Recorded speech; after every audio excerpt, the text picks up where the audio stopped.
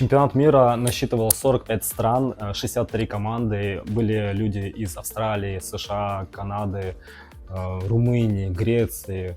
Было очень много людей. Я участвовал в команде Зинаиды Атакян, где мы забрали общекомандный зачет первого места. Мы стали абсолютным чемпионом мира. И еще мы забрали номинацию «Абсолютные чемпионы по стрижкам» в нашей категории. Эмоции самые восхитительные. Я с душой и трепетом все время вспоминаю об этом, когда ты получаешь первое место. И самое интересное, теперь есть у меня предложение по сотрудничеству и преподаванию уже на территории России. И опять-таки в моем любимом Крыму я смогу собирать уже большие мастер-классы с количеством людей до 100 человек, чтобы парикмахеры смогли обучиться и впитать мои знания еще интереснее.